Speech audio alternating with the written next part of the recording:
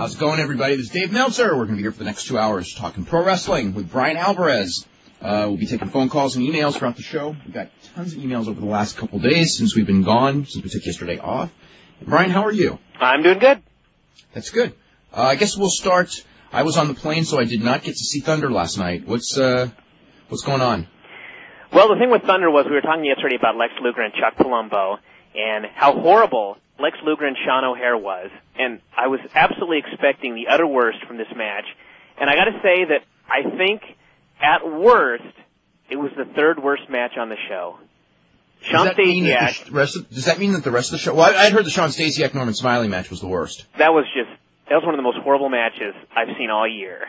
And I actually think that match was worse than Lex Luger and Sean O'Haire, only because Sean Stasiak and Norman Smiley were both trying. And with Lex Luger and Sean O'Haire, Luger was obviously trying to make it as horrible as possible. So for two people that were actually trying to have an acceptable match, you wouldn't even believe how bad it was. And then it was Rick Steiner and Hugh Morris, which also I thought was worse than Luger and Palumbo, because Rick Steiner, this match was like 10 minutes long, and I swear, for 9 full minutes, Rick Steiner did not do one thing. It was like chin lock after chin lock, stand there, look at the fans. That was just horrible. And the one thing about Luger and Palumbo was that I don't know what they told Luger after his match with O'Haire. They must have chewed him out or something, because he went out there and actually had, I would say it was a good match, but they tried to make it competitive, and it wasn't like Luger. Like the last time, Luger just pummeled him forever, and then Palumbo got a small package out of nowhere. This one was like back and forth the whole match. Luger went for the rack, and then Palumbo just kind of slipped out and did a schoolboy and pinned him. So it was 10 times better as far as the way it was set up and trying to get Palumbo over than the last Palumbo match and the last O'Haire match. But did the announcing get it over like it was a big deal, or did they just go out Palumbo won and never? Oh, they tried. They tried. Okay, good. But good. I mean, you know, Tony Schiavone, he can try as hard as he wants, and it's just not going to work. But they did try, and I thought Shane Helms and Elix Skipper was pretty damn good. I'm like a huge Elix Skipper fan lately. How was Jason Broyles? It was Scotty O and Jason B, and that match was not too bad, actually. Mm-hmm. And you know, the fans, you know, they didn't care for the Scotty O and Jason B. I can't even believe they gave him that name, but they did. The crowd Why don't they just call him Jason Broyles? Because I don't know. I mean, I can see why they call Scotty O because Overholzer's a really long name. Yeah, but why can't they just give him a gimmick last name like any other promotion that has ever existed? Scotty Smith? Yeah, generic. Scotty Smith, Scotty whatever. Scotty Saber. Scotty Too Hotty. Exactly. But anyway, that was all right. Evans looking a little bit better. I mean, nobody looked embarrassing. It was one of those, it was kind of like Monday where they just did like a whole bunch of dives, and it was just dive after dive after dive, but, you know, nobody looked bad. And overall, main event was just the main event, Steiner, Nurse, Miller, exactly what you expect. And they did another one of those deals where they destroyed something for absolutely no reason. It was Kanyon and Smooth. Kanyon was angry at Smooth, claiming that he was the one that alerted everybody, or that alerted Ernest Miller that he was going to be at the hospital on Nitro, even though anybody watching TV would know he was going to be there because he told the nation before he went. But anyway, he got mad at Smooth and proceeded to take a forklift and tip the limo over and destroy it. And then he ran off. So didn't we see that? Didn't we see that before? Yes, they destroyed a limo to prolong a feud between Kanyon and Smooth. Well, they did something because WWF did it on a big pay-per-view, and WWF can afford it. And what was the angle on the WWF actually, what? What was the angle on the WWF pay-per-view? Well, Hunter, did they do the forklift with Hunter and Austin? Two top stars in the big money match. Not Kanyon and Smooth.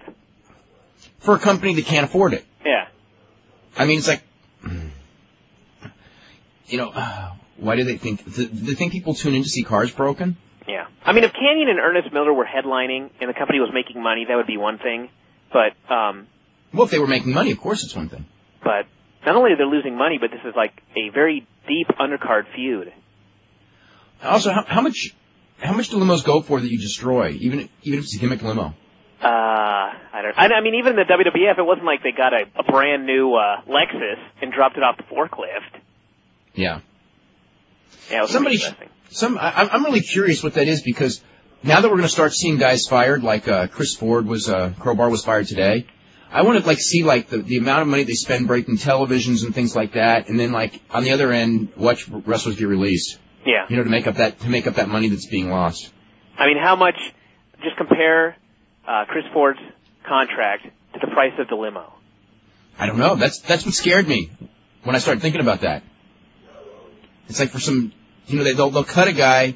I mean, I don't know if it's like a direct correlation, but they're cutting a guy to save money, and then they're smashing limos. Yeah.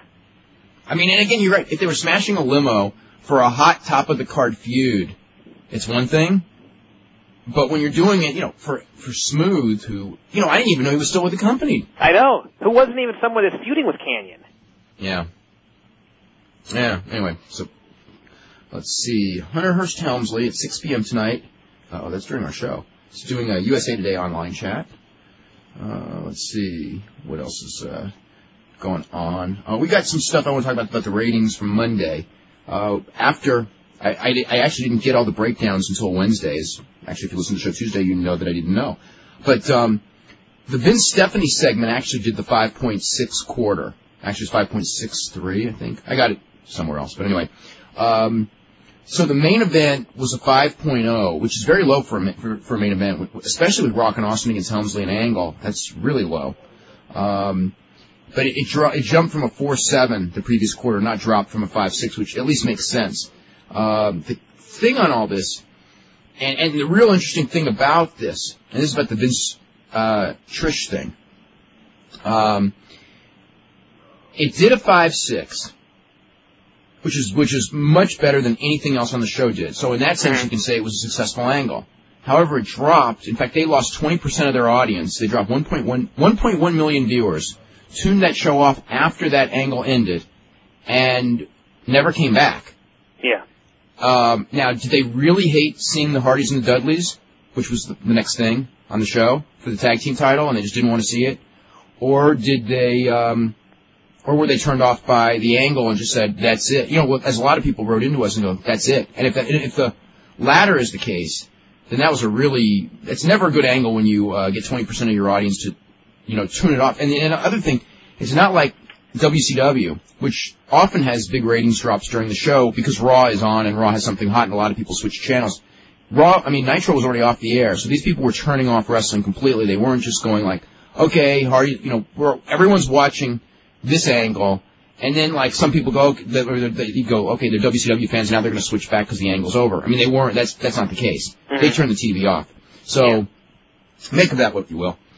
Let's see, Jim Rome on Tuesday did the last word on the XFL. What can I say? That may be the last word. Based on everything, between the stock falling, I think there was an article in, was it New York Daily News or New York Post the other day, about, basically so Wall Street analysts were saying the stock's going to drop until they pretty much said they're done.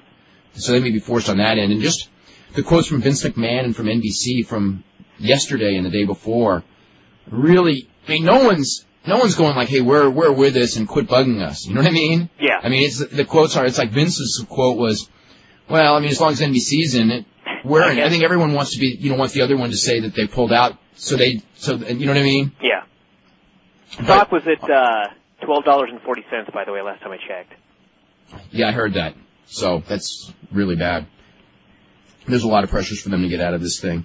Let's see, but on the Jim Rome thing, Lee the Hawk Rearman, former roller derby announcer, roller jam announcer, talked about, was trying to justify, the ratings really aren't that bad. And, it's like, I'm so sick of people. Okay, the ratings are bad. There is no justification for the ratings, okay? It is true that the NBC game draws more viewers than a lot of other sporting events that are not held in prime time. But in the history of primetime television, which is 50 years and 5 zillion shows, I think there's only been one show in history that ever did a lower rating, or two, I take that back. There's 2 shows in history than last Saturday's XFL game. That is not good no matter how you slice it. And the third hour of that game actually did a lower hour than any hour of primetime of one of the 4 big networks in the history of television. Okay? So this is not good. The Yeah. UPN rating was the third lowest rated show of the week among any show on any network. And those two shows it beat were both reruns. Okay? Of, was it Gary and Mike, I think? Whatever. Some show that obviously is doing really bad too. The TNN game is doing, roughly 1/3 of what it was projected to do. That is not good. There is no justifying these numbers. No matter how anyone tries to do that. And I also don't want anyone to write me. Do not write me. Do not write me. Do not call and say, well, it's Saturday night and their demographic goes out on Saturday night because, one, if that's the case, they should have known that before the season started. Two, there are several other networks that run on Saturday night, all of which do well over double of what NBC now does. NBC has had programming on Saturday night for the last 50 years, and they've never had ratings like this ever. And also, the XFL runs on Sunday night on UPN and draws half the audience draws on Saturday night, so it's not the night of the week. Okay? Do I have to talk about your XFL ratings ever again? Yes, you will. Probably. Okay. Well. Just like Montreal. Oh, do you know how many emails we got on Montreal? You know, I'm kind of glad that all the mail to the show goes to you because I don't have to read these. Yeah, actually, I don't mind the Montreal stuff at all. We'll actually get to Montreal a little later. Let's see. Pro Wrestling Noah announced the bracketing for their global championship. First round is Too Cold Scorpio against Kentaro Shiga, Yoshihiro Takayama against Jun Izumida, Taman Honda against Daisuke Ikeda, Vader against Akira Taue, Takao Mori versus Jun Akiyama, which will definitely be the best first round match, Takeshi Rikio against Takeshi Morishima, Yoshinari Ogawa against Misawa Noe, Mitsuharu Misawa against Akitoshi Saito. Looking at the way the bracketing's set up, I think Vader's going to the finals almost for sure on one side, and then it'll be the winner, Misawa and Akiyama will be probably in one of the semifinals. So it'll be either Misawa or Akiyama against Vader, and I would figure the Japanese guy would win. But we'll see. That tournament ends April the 15th. And on April the 14th, Keiji Muto and Toshiaki Kawada have their first ever singles match at Budokan Hall, which is why the Champion Carnival final, which was originally scheduled for April 14th, has been moved to April the 11th. Let me see. Lawler talked to Ed Kaufman, his WF attorney who handles contracts, and asked about his release, and Kaufman told him that Vince McMahon had never informed him to give Lawler a release. Does that sound familiar? That sounds much like a talk that Bret Hart had with Vince McMahon and the people in the WWF. About tapes. About tapes. Vince has a very short memory when it regards employees that have left. I guess so. Let me see what else we have here. Real quick, of course, SmackDown tonight. I thought it was funny that someone named Kaufman broke this news to Lawler. Yeah, that's kind of cute, yeah. Let's see. I'll go through the SmackDown stuff pretty quick. For Heat on Sunday, let's see. The Ninja Girl gets unmasked as Tori. So that's in a Crash Holly Raven match. So maybe they'll do a mixed tag at WrestleMania. Maybe. I don't know. Let's see. For SmackDown, what do we got? Let's see. Hardys and Dudleys. Hardys retained the title. And then I think they did something to... Didn't they do something to Christian after the match? Yeah, Christian came out and Dudleys gave him the headbutt to the groin and then powerbombed him to the table. Okay.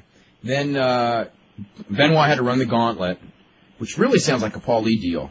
So he beat Perry Saturn, beat Dean Malenko, and then got pinned by Eddie Guerrero. Now, I watched this on TV. I was told, actually, by someone that they cheered Eddie Guerrero over Benoit, which got everyone all mad because this whole idea is to turn Benoit babyface, but there was something that was done with Benoit and Eddie Guerrero beforehand involving a pull-apart that clearly made Benoit the heel, and it was like, the psychology was like all... When you watch it, you'll see the psychology is all wrong, and no one can figure out why they did it that way, other than it was the feeling that if they did it this way, it would make Benoit that badass heel that becomes a babyface, but this time the people didn't respond the way they thought they would, so anyway. Yeah. It's kind of interesting on Monday, too, because they kind of did the breakup, or they did do the breakup, and it was like... Oh, and clearly Benoit was the bad guy in it. Yeah, nobody knew they were supposed to cheer him. It was like he gave the headbutt to Eddie, and then everyone's like, okay, well, are we supposed to cheer him now? Yeah, well, he did the heel thing. He screwed his partners. But I guess his partners are heels, so very confusing. But they're not strong heels. Jericho beat Val Venus. Let me see. Vince, Linda, and Trish. Yes, when this segment is over, with Vince and Trish and Linda, Linda will get her revenge on Vince. Trish is never going to. That is for sure. Yeah, Linda will get it. Don't worry. Vince will sell for Linda. But anyway, so Linda's out there as a zombie while Vince and Trish are making out. So Trish has already forgiven Vince. Kurt Angle and Test, which was actually most monumental for Tony Schimmel or someone screwing up because it was announced as a European title match. Oops. Kurt Angle won clean and was announced as new European champion. And then they made Tony Schimmel go out there and redo the ring announcing in front of the crowd, going, "This is a non-title match," and then explaining that because Kurt Angle won it was a non-title match, that Test is still the champion. So on TV, through the magic of videotape and editing, nothing will probably look wrong. This WCW will probably still be wrong. You know what's incredible? I was just thinking about this. Remember, in fact, there have been about a million different things. China coming out with a gun and it didn't go off. Tony Schimmel here screwing up. All this stuff, all this horrible stuff always happens on SmackDown where they can edit it. And for some reason with WCW, it always happens on a live show. Yeah. Why is that? God likes Vince McMahon. Think about that. I have no idea why. Gotta find out why that is. See, Al Snow Vince did really sell his soul to the devil. Al Snow against Regal for the commissionership, which, Regal wins. Al Snow is accompanied by midgets. Regal wins when Al Snow is distracted by an injured midget. Regal then suplexes another midget after the match. So anyway, and then that's going to be awesome. Well, it'll be funny. Helmsley does an interview, and the guy who comes out to confront him is The Undertaker. So it's not going to be Helmsley and Angle at WrestleMania. It looks like it's going to be Helmsley and Undertaker, unless they're doing this for Raw. Now, what did I hear? I heard something for I heard a match. Okay, Monday on Raw, I think they're doing Benoit and Eddie in a straight single, which I thought was interesting because I thought that was the WrestleMania match, which makes people think they may do the four-way Radicals match at WrestleMania. Yeah. But I don't know where Angle fits in anything. But that's one of those matches. I mean, like when WCW, I think they did it with, who did they do it? Like Rick Steiner and Dustin Rhodes or something? What did they do? They've done a lot of things. They did like a preview match for a pay-per-view, and the match ended up being really hideous. Oh, it was Rick Steiner and Shane Douglas.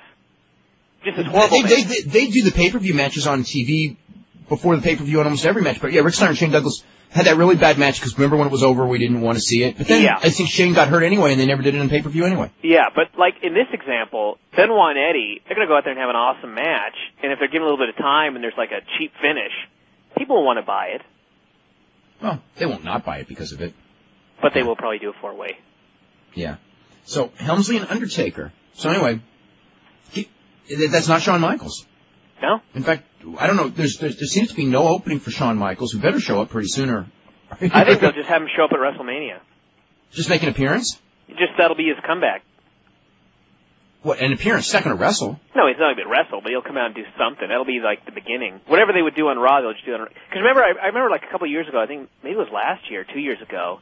I think it was last year, he just did this big comeback and said it would not be WrestleMania without Shawn Michaels. So maybe that can be his annual gig. Yeah, they just signed him to a new contract. I don't think they signed him for like 1 day a year. Well, he could do 9 months and then retire for 3 and then come back at WrestleMania every year. Yeah. So Helmsley and Undertaker. It's going to be a test. Now, if he pulls a 4-star match on Undertaker, got to give him a lot of credit, don't we? Yeah. Well, he's an awesome worker, no matter what. I mean, there's no, there's other stuff we can say, but he's an awesome worker. They seem to be building so much for Kane and Undertaker winning the titles or doing something, so that's kind of weird. What are they going to do with Kane? I don't know, but I was like charting this thing out. It was like Odd Man Out, Kane against Kurt Angle or something. Yeah. Which I really didn't want to see, because I've seen that match too many times and it's never been good. Rikishi and Haku had a handicap match against The Rock, which The Rock won.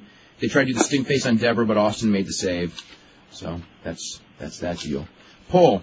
What did you think of Monday Night's Wrestling? This was a scary poll. Actually, it gets scarier by the week. Raw was better 46%. Nitro was better 7%. Didn't watch Raw 2%. Didn't watch Nitro 17%. Didn't watch Raw or Nitro 28%. Wow. And this is, what are your feelings about the XFL? A, still watch it and enjoy it. B, never watched it. That's you.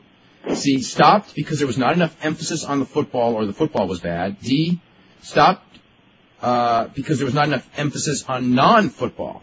that means that, you didn't want the football and you wanted wrestling, and they didn't do it. And E, stopped because it was bad television. Let's see. I was listening to your show this past Tuesday, and I heard you said something in reference to Jerry Lawler to the effect of, if we see him back at WrestleMania, we'll know this was a work. After hearing that, I started to wonder, do you know if there's ever been an angle centered around April Fool's Day? I don't know. And it won't start this year.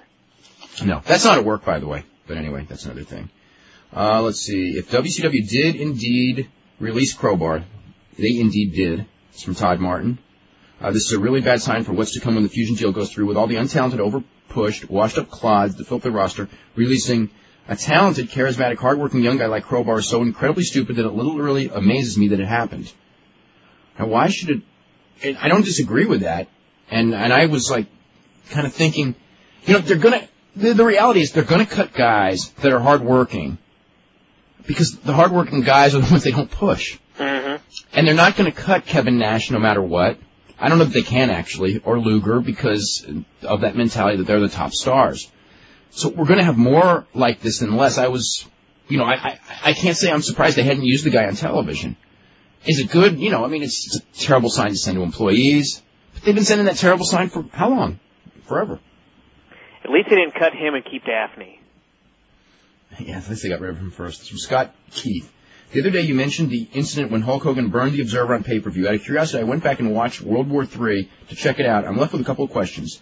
In that interview, Hogan said the rag sheet was saying the Giant was going to win. Of course, Savage won. Did they change that just for you? The funny part is that the rag sheet actually said that Savage was going to win, not that the Giant was going to win. So they didn't change the finish. They changed the Observer. They changed what I said to make me wrong, even though I had it right, which is really weird. There was so much weird stuff about that. Don't forget the tricep with Savage. The tricep thing. Well, we'll talk about that in just a second if he doesn't. Okay, second, Savage won the match when Hogan eliminated 50 guys by himself. Then he went under the bottom ropes behind the referee's back. You'd think he could at least put his best friend over for once in his life, but that's Hogan. Anyway, Hogan threw a big temper tantrum, and the whole crowd completely turned on him, just like at Royal Rumble 92, which seemed to set up Savage and Hogan at Starrcade to settle the issue. Instead, we had to settle for all this 4-star matches and Flair winning the title back, and I'm pretty disappointed about that. So what happened there? Did someone ask Hogan to do a job at Starrcade and he took a month off to pout? I'm pretty sure that would have been a huge money match given how hot WCW was getting at the time. I don't remember the politics behind that. But the thing on that was the most hilarious of all was Randy Savage had torn his tricep a couple of weeks earlier. And he was still wrestling with a torn tricep because, for better or for worse, that was his mentality. I'm in the middle of a big money run, and I'm not taking any time off. I could just fix it later, which evidently he did fix it and got up to about 260 pounds by the same way he fixed it. But, so anyway, Savage really did tear his tricep, okay?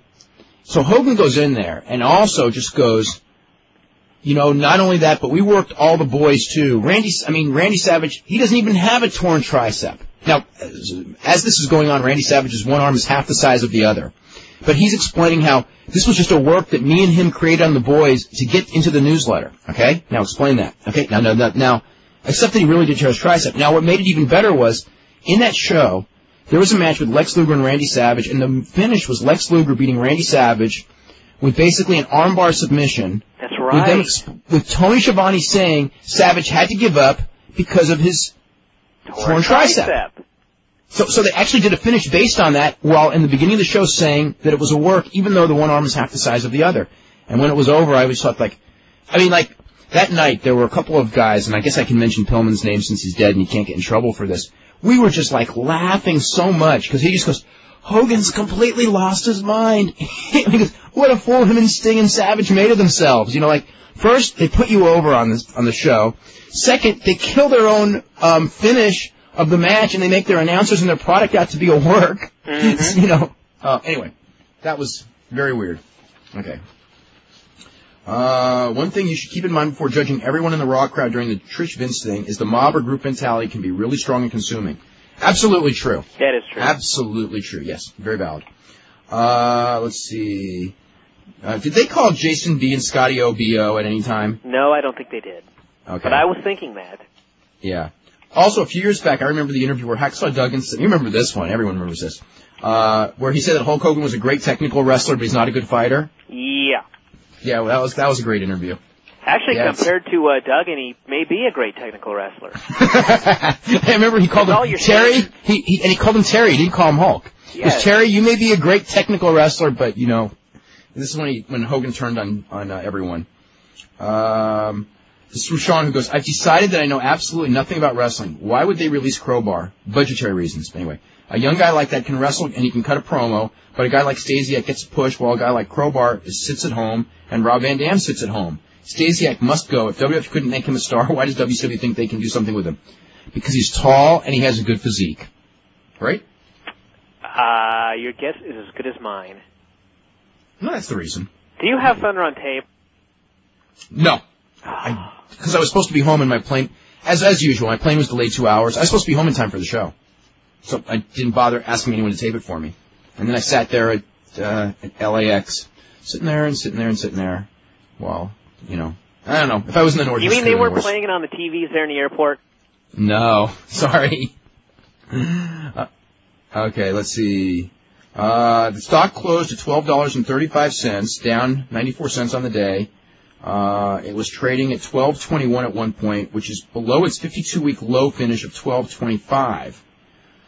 Since on January 31st of the year, it hit the $22 mark, so it's dropped 43% in 5 weeks. The problem with the stock is it goes up and down and up and down. And the reality is once they dump the XFL, if you figure out the day they're going to dump the XFL, you should buy the stock on that day. Oh, don't start this again. I know, because every time I do that, we're always wrong. Plummet down to like $5 a share, and you'll get I know. Bread. Okay, forget it. I'll never say this again. I've been hearing conflicting reports that Trish Stratus will not strip again. It doesn't on the show tonight, because I personally hope not. Plus, how do you think the heel color guy for the Trish Vince segment should have reacted? I was talking about Heyman. I personally think they both should have acted like this is going too far. Heyman can't with his character. Heyman couldn't. And Lawler certainly couldn't either. If Lawler was there, do you think that he would be screaming puppies or taking the angle like it was really serious? I think that he would be doing the same thing Heyman did. And he goes, I personally think Lawler would have acted serious. You may be right, but I don't think so.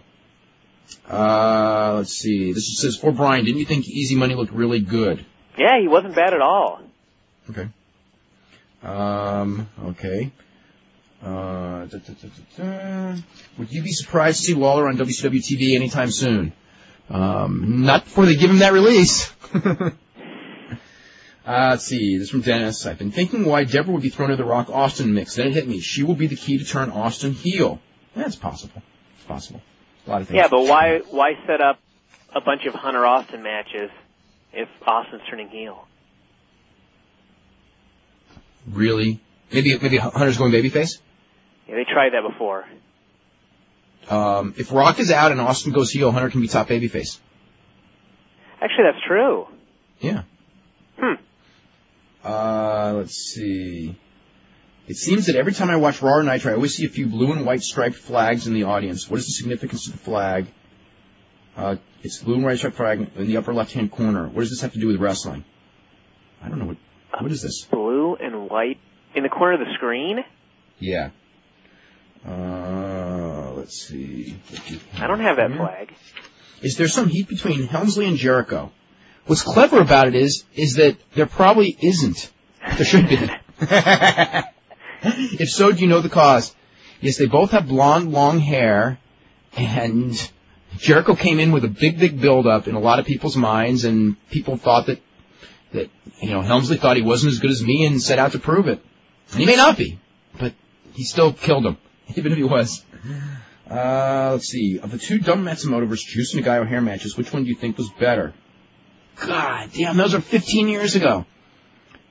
The one that Chigusa Nagayo lost was the better of the two. Okay? The one that she won was so unbelievably bloody. So if you like blood, that was the better of the two. But for wrestling, the one that she lost would be the better.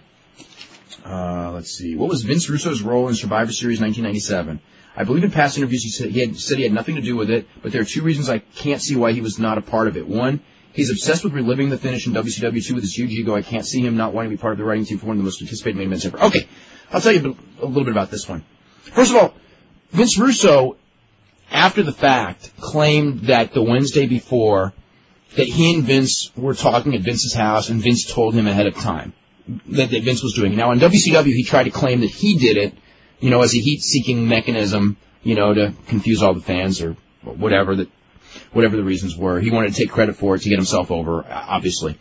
But he has said in interviews that he was aware of it on the Wednesday before because Vince and him discussed it. What was interesting about that, if that is in fact true, and I don't know that it is true, is that Vince told everyone else that he decided to do it on the day of the event because when he and Bret Hart had that discussion, Bret Hart refused to do business, he refused to do the job and all that. Now, of course, if you ever read the transcript, because Bret Hart actually was wired, Vince McMahon never asked him once the whole day of that show to lose to Shawn Michaels. Now, he did ask him weeks before. He'd asked him earlier in the week a couple of times. But that day, he never asked him once. Yet, he went to the boys on Monday in, Ottawa, when he gave the big speech with the black eye, saying he took one for the boys, and Bret was going to appear on Nitro that night, which was a total lie. Although, it was a total lie. How am I trying to justify Vince? It was a total lie. Okay, and that Bret had refused to do business, he had refused to drop the title, which is all not true, and that, he'd been totally unprofessional in that conversation, which if you read the conversation, there was no sign of unprofessionalness, and, refused when Vince asked him to lose the title, which Vince never asked him to do. But anyway, so if he had told everyone that the reason he made that decision to screw Bret Hart was done on that day because of a conversation that him and Bret had, which he made up what was in that conversation, okay, then how would he have told Vince Russo the Wednesday before that story? Other than Vince Russo may be telling the truth. And I don't believe that Vince set it up that day because it was too well planned. Yeah. To have just come down that day. All right. On Tuesday's show, you said that Ross and Heyman had never worked together. I think I meant in WWF, obviously. It goes without saying that they worked together for years in WCW. The latest edition of the WWF's Raw magazine has a sidebar on the British gambling company putting odds on who will be the WWF champion on December 31st. That's really scary. Let's see. The WrestleMania book's out. And, by the way, Hunter's on the cover, by the way. Did you know that? That is surprising. Yeah. So anyway, it's from Hector Ruiz. He goes, I've come to the conclusion that Lawler is doing the power play right now and will be returning to the WWF. He posted 2 huge feedback sections on his website, and I'm not bragging or anything, but my letter was better than 90% of the ones he posted. The reason he didn't post mine was that I wished he wouldn't come back to the WWF because Vince will think he's gullible and will have total control over him. He also mentioned the XFL in a statement and did not bury the product in any way. The only thing he criticized in his website about the WWF is the fact he got fired, and that could mean it is only a work, which I don't think it is, or that Lawler is planning a return. Well, here's the reality. This is the reality. If he doesn't get his release, he pretty much has to come back. Because there's only 2 places, or get out of wrestling, which I don't think is what he wants to do. So, he's not going to go out there and dig the hole any deeper than he has to. And I think he's not a dumb guy, and I think he realizes the situation. Let's see. When you talked about Bret Hart and that his book would be honest, I came to thinking about Roddy Piper's book. Wouldn't you think that he would be as honest as Bret Hart? I think that he'll be... I think because of a lack of detailed notes, it might be a little less factual. And also the difference between people. Reasons. There's other reasons, too. I don't think that Roddy Piper will be dishonest in his book, but I don't get him not reading... Dishonest. Intentionally. Exactly. But, the thing with Bret Hart and why Bret Hart's book will be more accurate than any other book is because he kept detailed notes for 20 years. And he's going to know what happened on what day for real, rather than kind of guess and be off by a year or something like that. Because, if you don't have notes in front of you, I can remember stuff, but my memory's not perfect from 20 years ago either. Will Roddy Piper ever be on Wrestling Observer Live? You never say never. Too much trouble. We would get in too much trouble. Never say never, but I certainly do not expect it. Let's see. I'll read this one and then we'll head to a break. I was wondering what you and Brian thought were the all-time classic wrestling screw-ups. I had 2 in mind. These were good ones, too. My favorite was during a WWF free-for-all. For the first In Your House pay-per-view, Jim Ross was interviewing Sid. Sid stumbled over his lines and asked if they could retape the interview. I was just going to say that one. Yeah. It was like to Mean Gene. It was something like, just like out of nowhere, he goes, oh, excuse me, can I please do that again? Or just totally polite. And he goes, JR paused and goes, we're live, buddy. The look on Sid's face was priceless. My personal favorite screw-up was during Steve McMichael's first match as a member of the Horsemen on Nitro. He was wrestling a 6-man tag. The Renegade was on the top rope to do a maneuver. Mongo threw his briefcase from the outside, which was supposed to hit Renegade. It missed him by at least 2 feet. Renegade sold it anyway and got pinned. That is good.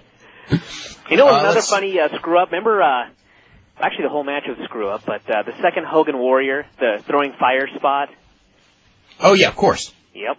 Same with Paul Bear and Undertaker when they tried to throw fire. Who and Undertaker? Remember Paul Bear and Undertaker were going to do the, I can't remember what they were going to do. Something screwed up, and I think he, what happened there? Someone can write. I think he was going to try and throw fire or something like that, and it didn't work. And then he ended up throwing like this giant fireball, and they did the whole Paul Bear thing where he taped his face up. I can't remember what the deal was, but it was a screw-up. They did a Foley. There was a thing. Well, let me think about this. It was on Cornette's television, not all that long ago, because it involved the Big Show and Sin, where she was supposed to throw a fireball. And I mean, this was the most screwed up. This was Hogan Warrior level. And it just like totally screwed up. And Big Show's selling it anyway, and everyone's just groaning. And Cornette, I guess because of the nature of their product, even though they're on tape, I guess they do live to tape or something and they can't edit because it aired, right? Yeah. So then they taped another segment, 10 minutes later, where they're backstage, and she throws another fireball at him. And it didn't really miss by as much. It still looked bad, but it was more passable, and he sold it again. And the second one, they explained how the first one missed, but the second one hit. Even though he sold the first one. Poor Big Show, and none of that was his fault. I mean, he was just standing there, and it's like, he's a big target. He shouldn't be, I know, he's hard to miss. Yeah. This wasn't one of the funniest ever, and actually words cannot even do justice to how funny this was, but it was Dallas Page and Machine on Thunder when Page crotched the rope, or Page hit the rope, and Machine was supposed to crotch it on the top rope. Instead of crotching it, he actually jumped 3/4 of the way across the ring to crotch the top rope, and is the most oversold move I've ever seen on Thunder. And that's saying a lot. This is, Taz was officially announced as the permanent co-host on SmackDown. So, they're claiming that this is in response to, Brian, this is funny. This is in response to the internet campaign for Taz to get more exposure. WWF.com is saying now he has 3 hours of exposure more than any other wrestler in the whole company, so we listen to you. That's what you guys get for your campaigns. That's right. I don't want to hear about him being underused. Let's see. Did they offer Easy Money a contract? I haven't heard. This says that they released Crowbar and then they offered Easy Money a contract. So how can they release Crowbar to cut costs but then sign someone? They can balance it out. I mean, Bischoff explained the whole thing on the show that if they cut someone, they can. So maybe they cut him because, if they cut Kevin Nash, which they actually can't do. So this is really unfair for me to say this. Okay, but if they cut Lex Luger, they probably can do that at some point. They could sign 500 Easy Monies. Oh yeah. Or maybe not 500. They could sign. Let's think about this. They could sign 11 or 12 Easy Monies with one Lex Luger, and they would have so many more better matches from 12 of those guys than one of him. Let's see. Do you think a guy has to have a big run as a heel because he can have a big run on top as a face? History seems to indicate this. Think someone could be a top face without going heel first today? I think it's possible. Goldberg? Yeah, okay, there it is. Yeah, Goldberg. Forget it. Goldberg. That's only a couple years ago. ECW has officially canceled its pay-per-view on Sunday. Oh my God, really? But they, But I thought that they were still running commercials. A lawyer? Okay, Bill Custers, this is the director of marketing for Viewers Choice Canada, called Slam today, okay? Now see, Bill Custers was actually informed by people 2 weeks ago that there would be no pay-per-view. It was just not from ECW. And he already had the plan that they were going to do a best of on Sunday. But anyway, he said that a lawyer from ECW called his counterpart in the United States, so that would mean they would call In Demand today, and said Sunday's event is in fact canceled. But ECW, anyway, that's nice. Let's see. I'm curious if TSN aired the Trish Vince thing. No, they did not. They edited it out. Let's see. About the fast count, Earl Hebner didn't lie. He didn't fast count him. He called for the bell and said Brett gave up. Did Earl write this letter? What? Did Earl write this letter? That was Earl's big defense this whole time. It's so lame. Let's see. I want to make mention of the Trish and Vince segment. Get over it. It was awesome. It was a change of pace. Not everything has to be a wrestling match. By the way, have we ever suggested once that everything has to be a wrestling match? Apparently we have, because I get those emails every now and then. Okay, if that were the case, wrestling would not draw. And everyone has to be a junior heavyweight. Yeah, we've never suggested that either. Then he says, ECW, anyone who has a problem with that segment, get over it. Okay, what about those 1.1 million people who turn their television set off? They need to get over it. Okay. Anyway, Chris in California. Chris, what's going on? I'm doing pretty good. How you doing, Dave? I'm doing pretty good. I have a couple questions for you real quick. Yes. Now, on the future Kobashi, how do you think it's going? Not good. I mean, he probably, realistically, he should never wrestle again. Obviously, he will. Obviously, he'll come back too soon. Obviously, he's going to be under the knife again next year because of that. It's not good. I mean, it's really sad about those guys. They all had so many great matches, and all of them are just breaking down. Yeah, I think the decade of the 90s was pretty much Kobashi, Kawada, and Misawa. Yeah, and in the decade of 2000, they're all paying for it. I think that's what makes Flair, among all of those guys that we talk about as the greats, maybe the best of all is that, Bret Hart pretty much broke down. Michaels totally broke down at the age of 33. Kobashi broke down, 31. Flair was still going strong, well into his mid-40s. I'm not saying Flair at his peak I would say was not as good as Michaels on his best day. He was definitely not as good as Kobashi or Kawada on their best day. But the bottom line is that he lasted, he was doing 300 nights a year, which none of them were ever doing, with that many good matches. And he outlasted all of them. So that says something. Because I remember when I was, I used to think that, Kobashi's the guy who's going to be better than Flair, in the long run. But, his career was over too early. Although, I shouldn't say it's over because I know he'll come back and he'll probably even have great matches. But, when he came back this last time, watching him try to wrestle, and he still had great matches, it was just so painful to see him, watch those knees just, buckle every step. Yeah, it's pretty sad. And I think there's just some guys like Flair that they just don't break. He had the rotator cuff problem and everything like that, but he always wore his knee pads down actually below his knees, and always taking the backdrops, always doing the, Ray was talking about he can't, do a double sledge off the top and land on his feet and stuff like that. Flair always came off the top doing that. Well, I guess he didn't know he got caught, but still. Didn't fall apart. Mae Young, yeah, what a phenomenon. Yeah. Any other woman that age would have been broken in two many times over. Mm-hmm. Yeah, it's pretty outstanding how he had that endurance just to go through those matches as well.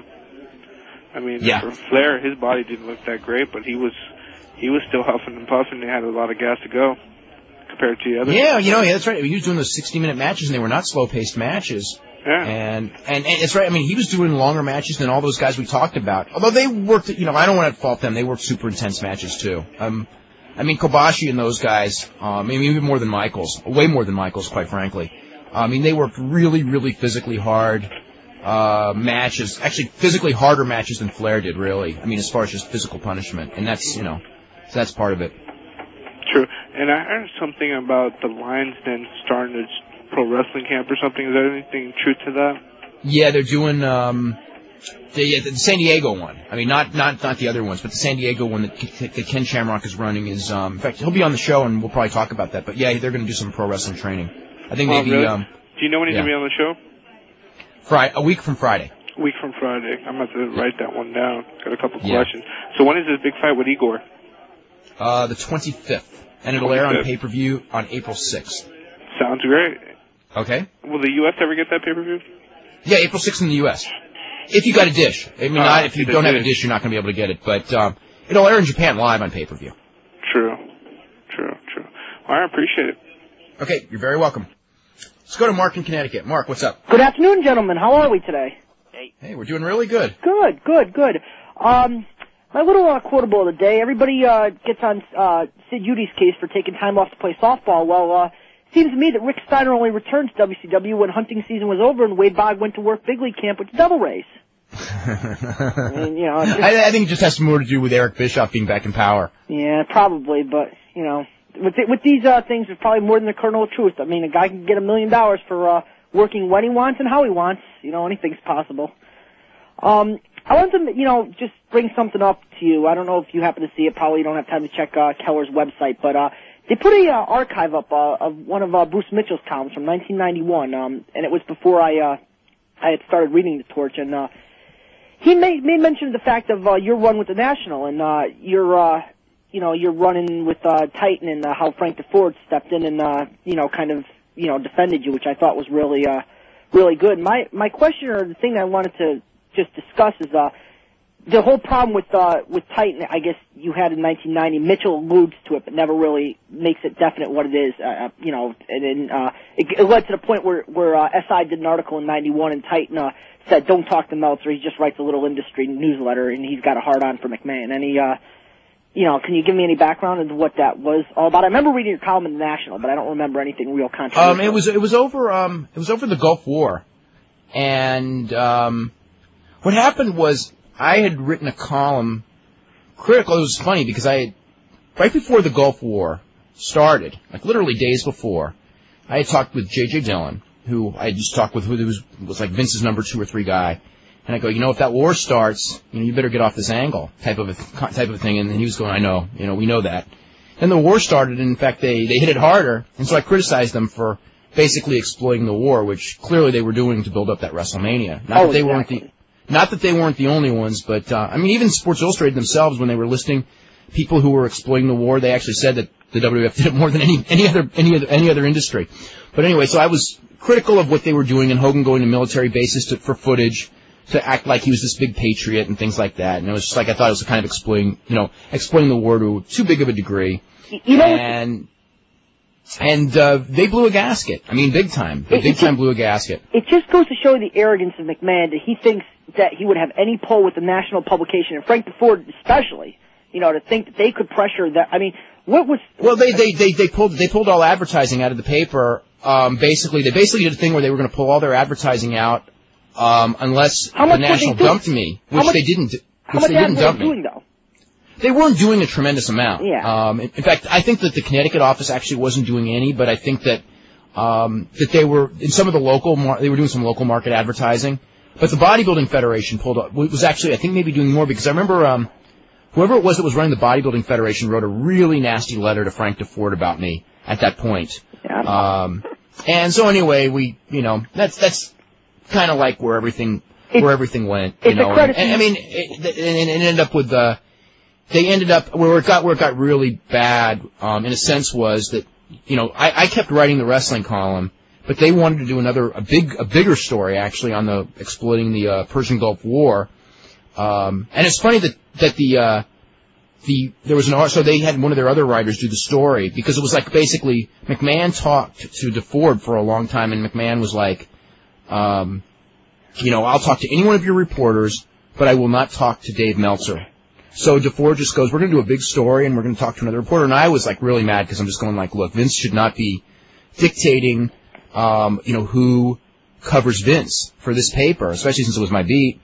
Yeah. And he just goes, don't worry, it's going to work out fine. So it ends up where the reporter did a story that was just, very, very critical of Vince. And so Vince just thought it was like, so that's when Vince blew a gasket, because he couldn't blame it on me anymore, because the other reporter, who had no knowledge of any of this, walked into this, was given no guidelines of how to approach it, and actually wrote the same basic story I probably would have ended up writing anyway. Yeah. So I realized, DeFord actually handled it the smart way, and it was good to get, it took me out, it took it away from the big thing that they tried to do, and this is what Vince did with Mushnick and with Bozell, to a different degree, although those guys kind of fell for it a lot worse than I did, yeah. Was try to turn a real issue, which was, is he exploiting the Persian Gulf War or not, and make it Dave Meltzer versus Vince McMahon feud. And DeFord saw it coming and just goes, you are not feuding with Vince McMahon, and make sure that you don't fall into this trap, and we'll have somebody else write the story. And it was really the best for everyone. And then Vince really blew a gasket when it was over, because, it wasn't me writing it, and you couldn't say, it was, it's all Dave Meltzer and nobody else thinks that way, because by this point, Sports Illustrated, columnists all over the country were ripping him to death, not just me, so, DeFord beat him in his own game. I guess it proves that Vince is not the smartest man alive. Well, he's not the smartest man alive. He's just the best wrestling promoter. No, I don't think anyone ever considered him the smartest man alive. But I'm sure he considers himself deep down with that ego. Because you got to remember, he's got people telling him what a genius he is all the time. So you start believing it. That's right. And that's part of the whole problem with the XFL. I think is that I think he wasn't He wasn't. I'm sure I could stay here another 45 minutes and talk about that, but yeah, I mean, we all know that when Vince went in, I mean, he thought he was outsmarting everyone, and that that no one knew anything about marketing, and that's why Vince is going to. There was no question in his mind when this thing started that thing was going to be a success. No, exactly. And so. Brian, just one quick question, I'll get off. I see all the stuff of your work up in the Pacific Northwest region. What was the best match you ever had personally, and on which one of your tapes might I find it? I think it's one of my favorites is a match I had with this kid named Trelane that went up to Calgary to be a mat rat, and I've never seen him since. And that's on the new tape. And for those of you interested in tapes, I think it's in the features section right now. There's a thing I put up on Saturday about my new tape, so you can check that out at the website. Cool. All right, thanks for taking my call, guys. Good luck. Good afternoon. Bye-bye now. This is from Ed, who's going. We were talking about powerlifting and Scott Steiner. By the way, I want to make this very clear as far as Steiner. I know he is super, super strong. Oh, yeah. I just don't know that he can do a bench press of like 670 pounds or 640 pounds, whatever was in that Muscle Magazine article, or that he's 32 years old. But anyway, who are or were actual strongmen in wrestling, and what were the lifts that you know to be a factor as close to a fact as possible? Well, I mean, you got to look at the ones who've actually done it in competition where there's actually records. Bill Kazmaier was one of the strongest men who ever lived. In fact, there are people who believe that Bill Kazmaier was the strongest man who ever lived. He wasn't much of a wrestler, though, but he did wrestle. Doug Furnas held, I think it was 31 world records by the time he was done in powerlifting. Super, super strong. Although Doug Furnas, the one thing with Doug Furnas is that he had a construction, because of the relatively short arms and legs, he had better leverage than, say, a tall guy would have as far as powerlifting. I think that realistically, and I said, I think that there are guys that were probably really physically stronger than Doug Furnas, although obviously if you squat 980 pounds and bench 6 in competition, you're strong as hell. I don't care how short your arms are. And his arms weren't that short. And his legs weren't that short either. They looked short because they were just sort of huge at his peak. I think that there probably were stronger guys than Doug Furnas, but he did have some biomechanical advantages. But he was pretty damn strong. M.I. Smooth did a 600 bench press in competition, which is really good. Scott Norton's done a 640 bench in competition. Tony Atlas was a great bench presser, although he's not a great power lifter like our Scott Norton's got like the perfect body for that too. Just the bench press? Gigantic torso and the short arms. Yep. But still, 640 in competition? Yeah. I mean, he probably could do 675, like cheating a little bit. Mm-hmm. I mean, competition bench is really hard. With the pause at the bottom. Yeah. That's a bitch. Well, anyway, let's see. There was an article. Mark Henry's super strong. He didn't, when he wasn't. You see, when Mark Henry can make a claim to being one of the strongest men who ever lived is that if you took every man in history and combined their powerlifting totals, which would be bench press, squat, and deadlift, and their Olympic lifting totals, which would be snatch and clean and jerk, and add those numbers up, Mark Henry would be the strongest man who ever lived because he was the only person that I'm aware of he was very close to world class in Olympic lifting and actually went to the Olympics, although he didn't do well there, and was also very close to world class. In fact, he's won some world meets in powerlifting, whereas most of the other guys that we're talking about, like Doug Furnas, obviously, Bill Kazmaier never did Olympic lifting. Ken Patera, who was super strong in Olympic lifting, and was also physically, Ken Patera was one of the strongest men who ever lived. I don't think there's any question of that. In his prime strength, early 70s. But Ken Patera was never in competition in powerlifting, although had he been in, because he did all those lifts, he would have been close to world class in powerlifting as well. Ken Patera is one of the strongest men who ever lived for his era. I shouldn't say ever lived, but in his era. I mean, he probably was the strongest man alive in his era because Alexiev couldn't, I would seriously doubt could have powerlifted, squat and deadlifted and benched what Patera could do, although we don't know it because, he never competed at it. Mm-hmm. Paul Anderson was the strongest man of his era, and he was a pro wrestler, although also not a very good one. So those are some that, there was an article in one of the muscle magazines of listing the strongest men who ever lived. They had Bruno Sammartino's name in there as one of the strongest men who ever lived. And Bruno's, Bruno did a 565 bench, but you got to realize that he did that with no steroids and with no bench and without one of those bench shirts. And I don't know how much a bench shirt adds to your bench, but it's probably significant. Mm-hmm. And steroids, if he could do steroids in a bench shirt, I don't think it'd be an exaggeration to say he might have been able to get up to 700. Yeah. I don't know. It's a big difference. Hackenschmidt? For his era, yeah, Hackenschmidt was considered the strongest man in the world in his era. I mean, but his lifts, 300 press over his head and everything aren't like phenomenal by today's standards, but he did those strongmen did those weird lifts, like one-arm presses and stuff. Yeah. And one-arm deadlifts and stuff that nobody today could do because no one does them. Don't forget the one-legged squat. What? That's one of my favorite moments on this show. When I was talking to you about the one-legged squat, and it totally went over your head for about 2 minutes. Okay. But you finally realized, how the hell do you do one-legged squat? Lunge. In the old days. I don't know. I used to do one-legged squats. Not with any weight, though. Yes. That's hard on your knees, one-legged squats.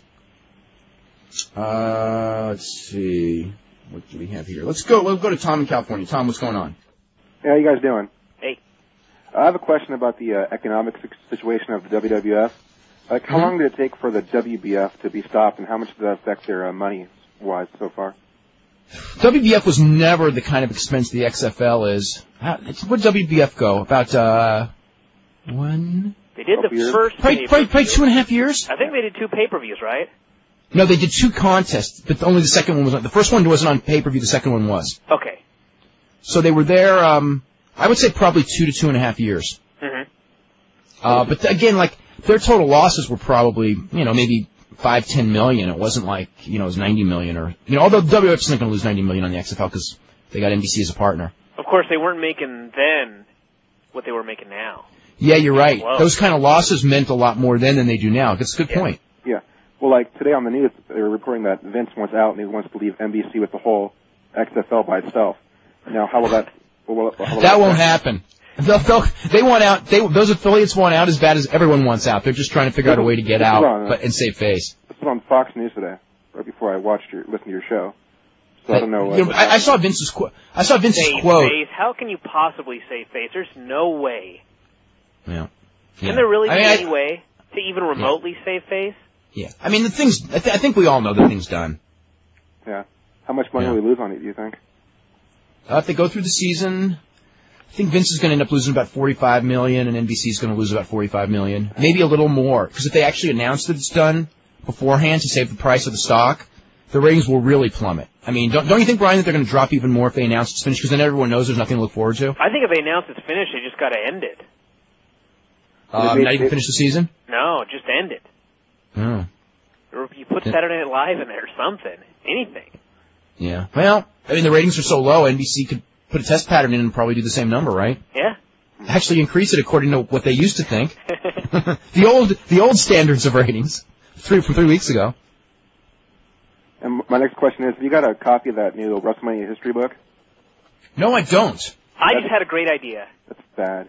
The football field. He said it's sad. Oh, no. It is. You mean I'm going to have to read that book and then write a whole Observer about all the mistakes in the book? The WrestleMania history? Yeah, it's pretty bad. I paid $50 and I expected to hear all these neat stories. And $50, It's listed at close to 50. I saw the price tag on the thing. Tell me about the book. Well, it basically says stuff that already knew, and it's basically for new fans, and so you really won't get too much out of it. Plus, it comes with a DVD, and it's really not too good. I mean, what kind of? I mean, as far as do they lie or do they just not tell? They lie. Yeah, they lie. Give me some examples. Well, they still claim it's 93,000 people were at WrestleMania 3. I knew they would do that. They have to do that. Well, they claim WrestleMania 9 was a big success, and about Hogan. Which one was that? Hogan. Brett and Yokozuna with Hogan coming back. Oh, in Vegas? Oh, that show sucked. And he really trashed. They trashed Hogan in the book. Yeah. In what sense? Well, they were talking about how Hogan was a bad champion and he didn't, pass it to Bret Hart. He was supposed to at WrestleMania 9 and how he was. Whoa, wait a minute. Wait, WrestleMania 9 was booked for Hogan to win, and then he was supposed to pass it later. He was never supposed to lose to Bret Hart at WrestleMania 9. Bret Hart was already champion, and it was never set up for that. Mm-hmm. That's what's in the book. Oh God, they're just. And it's not. I'm going to get mine's on sale on eBay right now if anybody wants to buy it. So. I'm going to have to write an Observer article about Basil DeVito. Basil's working so hard in the XFL that he's making up wrestling history, I guess. Oh well. All right, thanks for taking my call. The ghostwriter on that thing is the same guy who wrote the Rock's book. So what does that say? Yeah, Joe Layden. Is he the one who guest wrote China's book? Who did? Yeah. I have it right here in front of me. Someday we should do a contest, and I can give away my copy of this book.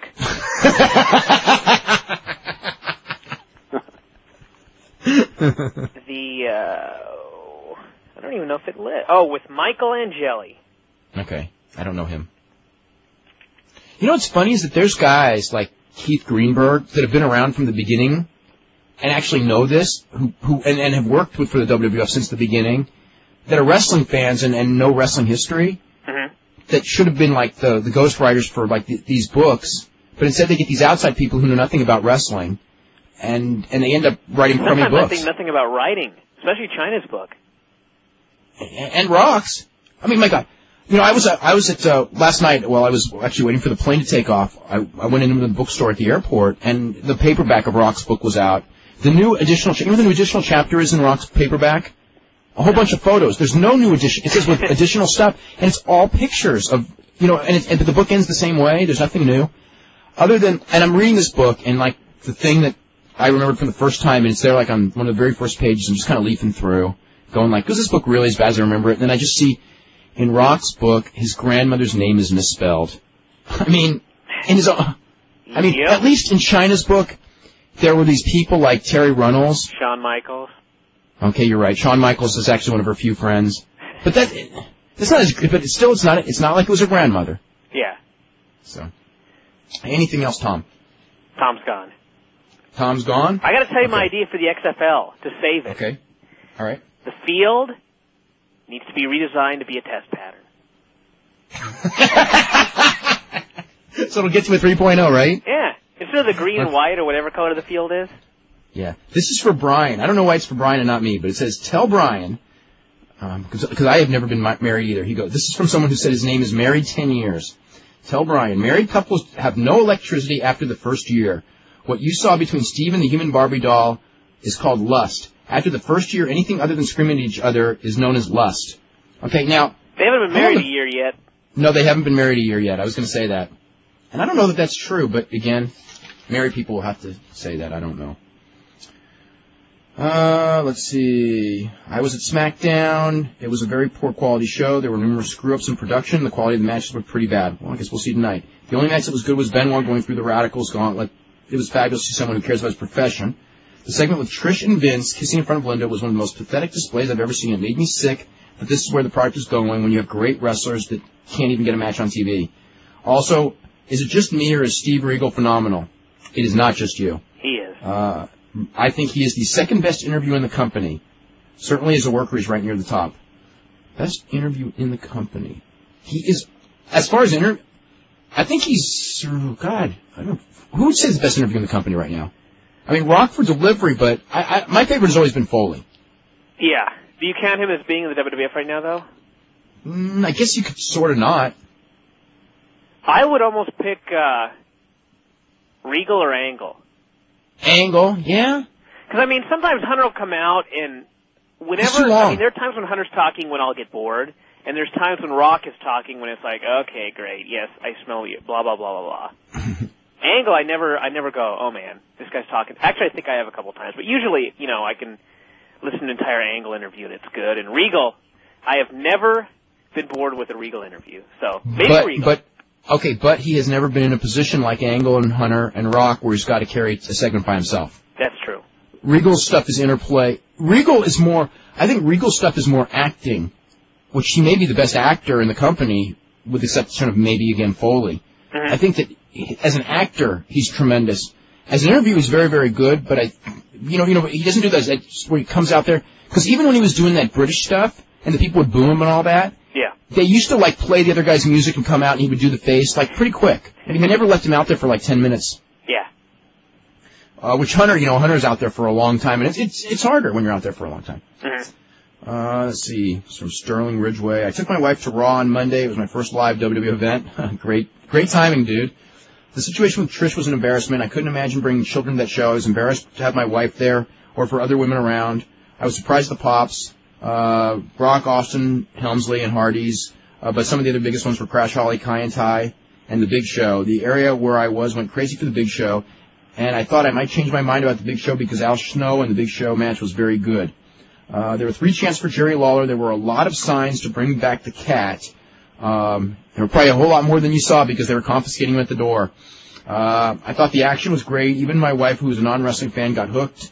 I'm in Dudley's mark after the title change. I don't think there's a heel I love to hate more than Christian. The hosebag comment on the phone was hilarious. All right, I don't want to cause trouble, but I have a suggestion for all of you that want to get a sign into an arena. Don't make the sign before you come to the arena. Make a sign that's blank on one side and bring a marker. A lot of people do that. Okay, there you go. Yeah. Not that I encourage that, but the people who do that, I don't know. Let's see, because I heard you were talking about the lesbian angle with Kimona and Beulah. The week before ECW debuted on Prime Sports in Portland, they were on for 2 weeks. The lesbian angle aired, and that was their final show. Yeah, they were on up here too for 2 weeks. Yeah, well, that's probably the same, network. Yeah, Prime Sports Northwest, I think it was. Yeah, Fox Sports Northwest or whatever it's called. Yeah. Yeah. This is from Todd Martin. It goes, clarification. I know it's been a while, but you did say the Giant was going to win. As far as on that World War III, didn't come out of nowhere. That's true. Because the original plan was for the Giant to win, and then they switched it to Savage. And so he said that the Observer, 2 weeks before the event, you said the Giant was going to win, which at that time he was. And then the week before the event, you wrote that Savage was going to win, which in fact he did. He goes, I know this because I didn't get the Observer until after, where Savage said was going to win. So going into the pay-per-view, I actually thought the Giant was going to win. Or last I heard was the Giant. So anyway, that's a clarification on that. I do remember that. From Richard, did Vitor Belfort compete in the 2000 Olympics? No, he did not. Let's see, what else do we have here? Oh, gosh, let's see, what do we got here? Got some stuff from WWF. No Way Out. 550 to 575,000 buys. It's better than I thought it would do. It's pretty damn good. Let's see, what do we have here? God, look at this. Okay, I'll have to go look through this stuff later. Let's see. We've already got this. When are you going to get Lawler and Heyman on the show? Heyman, probably never. Lawler, when he gets that release. Maybe. He wants to do it. From Alex Melly, Piper's book is going to be horrible. He still claims outcomes of matches are not predetermined. Yeah, I mean, I think he's finally gotten off of that one. I hope he has. He's to the point now where matches are fake except his. Oh, is that what he's doing? Oh, God. No. It would be an what about the Shockmaster? Oh, yeah. Where do you see Bret and Owen Hart in today's wrestling if Owen was still alive? Well, Owen would be in the WWF, and he'd probably be feuding with Benoit and those guys, and he'd probably be motivated, and he'd probably be awesome. Don't you think? Mm-hmm. I was thinking that. You know, like, before that thing was going to go to trial, so a lot of people had asked me, like, where would he be? And there was, like, the two schools of thought. In the WWF, before that thing went to trial and it ended up being settled, the WWF was trying to portray that, you know, time had passed Owen Hart by, and if he was still there, he would be lucky to even have a spot on the roster. And then, of course, Owen Hart's side was trying to portray that he would be, you know, he probably wouldn't be as big as Austin or Helmsley or Rock, but he'd probably be as big as almost anyone else. And my thought was, you know, it's basically trying to figure out, you know, future earnings and stuff. And I figured, if you look at what Benoit makes, that Owen would have been pretty close to that. Mm-hmm. You know, that was kind of how but you know, the WWE, you know, it's not surprising. I mean, I understand where they would be coming from. I mean, you know, if you're going to go to court with a guy, you're not going to go and say, you know, he was really an awesome worker. I mean, you're going to say that, like, well, you know, I mean, he was good, but, you know, time had passed him by and he was slipping, and, you know, with the new roster we had, he wouldn't have been able to keep up. Yeah. Let's see. This is from Simon Allen, who goes, I want to send you my list of the top 5 workers ever. Number 1, Manami Toyota. At her best, she was the best. She was consistent at that level throughout her career. Number 2, Akira Hokuto. How does anyone wrestle a match with a broken neck? Actually, people have done that. Akira Hokuto didn't last long enough for me to rate her that high, although she had awesome ring psychology. She was an excellent worker. 3, Ken Kobashi, better performer than anyone else who ever lived, had many awesome matches. Number 4, Misawa and Flair. Misawa, the greatest ring psychologist ever. Flair, America's greatest ever wrestler, but everyone else rated above him was every bit as consistent except for Misawa, who was his best better and whose best matches were better than any of Flair's matches. and in the end took way more punishment working the style, but they were all better pure athletes than Flair. Flair, I don't think anyone ever said that. Well, yeah, you're probably right. But Flair was a hell of an athlete. Yeah. I don't think anyone would ever say that Ric Flair, as far as a wrestler, was the greatest pure athlete. Steamboat was a better athlete than Flair. Savage was a better athlete than Flair. Yeah. Let's see. On Jerry Lawler's website, his explanation mentioned that the writers' names who had problems with the cat. I was wondering if some of those wrestlers are mad at any of those writers for essentially firing Lawler too. What was it? Brian Gewirtz. Something going on with Brian Gewirtz, but I don't know what it is exactly. Do you know how much money Bret Hart made for Wrestling with Shadows? Yes, $0. Do you know how much the WWF made from it? Yes, $0. Let's see. Will Bret Hart's book talk about WWF? God, Bret Hart. Will Bret Hart's book talk about WWF only, or will it cover Calgary and WCW? It'll cover everything. Yeah. Also, notes don't mean accuracy. It's just how he saw things on that day. Does that make it accurate? Yeah, but it'll be accurate, more, like historic. It'll be more. I shouldn't say historically, but like dates and. It'll be more accurate. It'll be as accurate as it can be. I mean, nothing's going to be 100% accurate. Yeah. As far as the like screw Chris Jericho has every single match he's ever wrestled written down. So that's right, he does. Screw up a date. That's right. Let's see. Oh, a bunch of emails about the Shockmaster, about biggest screw-ups. That was one of the biggest. Hell, that's actually the first one that came to my mind.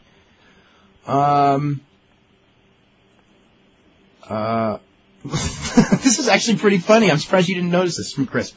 Did you catch the interview on Nitro where Scott Steiner was in the ring saying that DDP was like a comedian because he sits in the crowd with the fans and they're all white trash?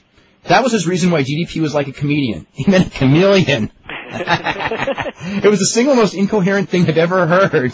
It's really funny because it was so bad. Yeah, he meant chameleon. Wasn't there a screw up in the WrestleMania 3 match? Wasn't 3 count screwed up when Hogan tried to lift him up for a slam? Yeah, right? Didn't they count 3? Yeah, it was like when a pin or something like that. And like it was a pin, yeah. Hebner was like Hogan's on the wrong side or something. I don't remember what it was, but... Was it Hogan's fault or the ref's fault? It may have been something where they were trying to give Andre an out because he was going to do the job at the end. Yeah. And it was to set up a rematch. Because later when they did a rematch, they showed that footage to, like, be the explanation of why there should be a rematch. Wasn't it like Hogan was down and Andre was covering him and the ref was, like, on the other side of Andre, so Hogan, like, lifted his shoulder and, you know, the ref couldn't see it or whatever? It looked to me like it was something they had planned. See, as far as the greatest wrestler of all time, this is from Phil Schneider, what about Jumbo Tsuruta? I wouldn't say greatest of all time, but he was an excellent wrestler. He was great into his late 40s. That's not true because he died at 49, and Jumbo was pretty much done by the age of about 41, 42 when he got the hepatitis. But he worked well in the 70s and 80s and ushered in the 90s. That's true. He was one of the very best in the 70s. He was one of the very... In the 80s, there were periods where he was kind of passed by, though. Other periods where he was right at the top. And, you know, by right around 1990-ish, I think he may have been the best worker in the whole business. He goes, Flair wrestled the same style all the time. It's true. It's a fair knock on Flair. But he always worked hard and had great matches. Let's see. During Goldberg's big winning streak, he won one of his matches, tried grabbing the ropes like he always does, and stick his tongue out. But on this occasion, he missed the ropes and did a back somersault on the mat, stood up and stuck his tongue out. I remember that. I remember that, too. Yeah. I understand that Shawn Michaels has quit the WWF. I haven't heard that. I don't think that's right. What kind of moves and matches can Shawn have with a bad back? I don't know. Everyone thinks he'll come back and be great, though. You know, at least for the match. Yeah. Let's see. Here's some more. At SummerSlam 89. I remember this. When Gene Okerlund was interviewing Rick Rude and Bobby Heenan, the SummerSlam sign fell down in the background. Off screen, Vince McMahon muttered, "Nice move," sarcastically, and then Gene yelled out, I'm not going to say what he yelled at. You remember that, don't you? The F word, I believe. The F word. On an episode of ECW TV in 1995, Raven and Tommy Dreamer were brawling at the interview set. Part of the ECW banner moved, and you can clearly see Mrs. Heyman's washer and dryer. It's not Mrs. Heyman, that's Charlie or Ron's house. Everyone thinks that that's Paul Heyman's mom doing the ironing. I don't think Paul Heyman's mom irons. Maybe she does, I don't know. Hulk Hogan, amazingly blatant blade job. Oh, he did. I've seen so many blatant blades. Yeah. Steve Austin Zamboni taking out the audio equipment during the live Raw. Yeah, that was cute. Owen Hart yelling, and that's why I kick your leg from out from under your leg. Oh, let's go to Edward in Texas. Edward, what's going on? Yeah, I wanted to talk about the American Dragon. I've had the opportunity to see him live 3 times right after he got out of the school, and he was pretty good. And I was just wondering what y'all think about his progress so far, since I haven't seen him in so many months. We hear good things about him. I haven't seen him since the only American Dragon stuff I've seen is like his feud with Spanky in San Antonio. So I haven't gotten any Memphis tapes. So I don't know, if he's improved. I mean, he was really good for like his, for his experience level. Really, really good. And, the Super 8, obviously the reports were he stole the show and they had some good people there. So obviously he's doing real well. Is there any chance that he might be called up anytime soon? I don't think so. There's a chance, but, just when Ross mentions the names, it's not a name they mention, so. How tall I don't think how much does he weigh? He's a small guy. What would you say? He can't be over 2. He's got to be under 2. He's pretty skinny. Oh, well under 2. I think he's like 5'6", 180, 175. Yeah. Does this sound about right? It's something like that. And he's barely like, I don't know if he's 6 foot or maybe 6'1". Oh, no. He's not. I don't think he could be more than 5'8". Oh, really? Well, he looked taller in the ring to me, I guess. But I saw him one time when D'Lo Brown and S.A. Rios came to town to work a show for the TWA, and it was them against him and Spanky, and you could tell that they, were outclassed, but they really looked like they could compete at that level. It was a really good match. Size-wise, how do you match up with S.A. Rios? Like, was he the same size? He was actually, he was lighter than S.A. Rios. Okay, and S.A. Rios he looked more lankier than S.A. Like taller? Yeah, but S.A.'s what, 5'5"? Yeah. But he did look really good in that match, though. He's a good worker. Shawn Michaels obviously trained some very good people. That first class was incredible. All 4 of them, actually. Yeah, Spanky, him and Schultz. Those guys did. And Lance Cade. Lance Cade, I thought had a good look, but I don't think it was quite. Lance Cade was one of those guys where I thought actually would probably make it because of his size and because he's had that Barry Windham thing going for him. Yeah, but he's too much of like a Bradshaw knockoff, like a poor man's Bradshaw to me. Yeah. And Shooter Schultz is pretty good. I saw him and he wrestled Hardcore Holly at that show, and it was a pretty good match. And my God, Hardcore was so stiff on him. He was really taking it to him with some of his forearms and kicks, and he gave him a good lesson on that show and stuff. And also, I wanted another lightweight that never made it, who I always thought was very good was Heavy Metal. I used to watch him against Rey Mysterio. Oh, yeah. I used to think he used to dominate Rey Mysterio, but he just never made it. There were a lot of things. He had a lot of drug problems, and which I think is more than anything else what retarded his progress. If he didn't have those problems, and there were some incidences in his career that came back to haunt him, he'd have been one of those guys who came to WCW and was abused and dropped, and and would have been fired in the last run of firings. But I just watched some EMLL from the Tuesday show. I'm gonna get the tapes now, and I just watching like Viano 4 and some of these guys and just Hoovy, and it's like, man, that is depressing. Silver King in Japan, I watched him and it was like, oh my, I wanted to cry. I'm going like, WCW had him for all these years? This guy's like, he is every bit as good. I won't say better. He's every bit as good as Super Crazy. And everyone knows how good Super Crazy is. And the bottom line is, if Super Crazy was in WCW, he would not have gotten chance 1. Yeah. It's just, when you close your mind to things, you don't see things, and it's really sad. And it's hurt a lot of guys. It hurt a lot of guys in WCW that, God, they had a roster 3 years ago. They really did. If you look at what they had, they could have dominated the business for so long, but, they had to kill off all those young guys, and it's a terrible tragedy, and the fact that the company may not make it is very sad because, you know what? They really may have had the greatest roster of talent at one point of any company that I've ever seen. Yeah. Oh, by far. Maybe WWF now or New Japan in the 80s. And those would be the best rosters I would have ever seen. But at least those companies got longevity out of their roster. WCW didn't even get longevity out of it. They fired guys. They didn't give them, they buried them, and look where they are now. New Japan, New Japan never went bankrupt. Although they came close. They had their problems too in the 80s. And, WWF, like this run, I just don't think 3 years from now the WWF's going to be like where WCW is. Could be wrong, but I don't know. Also, do you know about the heat between Shawn Michaels and Paul Diamond about why Paul Diamond left the TWA? I know there was heat. I don't know. Do you know that from Brian? I can't remember the story. Yeah, I just know he went back to, did he go to Winnipeg somewhere? Yeah, he went back to Canada, I'm not sure, but what the story was is that, he was staying at the house that him and his family were staying at was either owned or leased by Shawn Michaels, and Shawn Michaels was paying all the bills, and he kind of up and went and leased the house to somebody else without talking to Paul Diamond, and just, pretty much didn't really give him. They got into like a big argument about it, and that's ended up why he ended up leaving, because Shawn Michaels leased the house right from under him, and he really couldn't afford to buy a new house, so he just went back to Canada. Okay. I mean, I just didn't know. I just remember that there was a falling out and he left. Mm-hmm. Yeah. That's pretty much all I had, guys. Thanks for taking my call. I want to make mention, tomorrow on this show we're going to have Les Thatcher as our guest. We haven't had him on in a little while, and one of the favorite guests on the show. Next week we're pretty packed. We've got Lou Thesz on Monday. So those of you who want to know about old-time wrestling, history of wrestling, this is your show. You want to know how this thing evolved into what it is.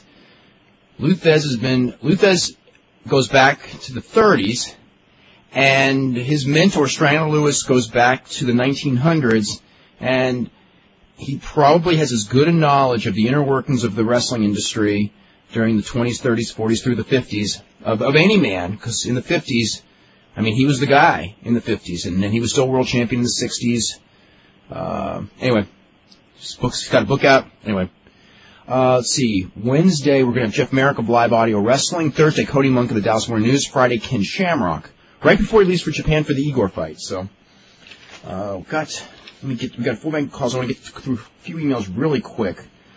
Phil Barona goes, the best worker ever was Shawn, bar none. He's better than Flair if you combine athletics and talking. He's a better athlete than Flair. Not close to as good a talker. Not close to as good a talker as Flair. And Flair had way more longevity. I mean, I've seen better workers than Shawn Michaels. But he's one of those. I was thinking when I read this though, if you actually go during Shawn's big year, or 96 was his big year, and look at the quality of his matches, match by match, and compare him to Hunter in the last year, Hunter comes out way better. Mm-hmm. And, no one talks about Hunter as being one of the greatest of all time, but if he has a couple more years like this, he's going to be right up there. I mean, what about quality of opponents?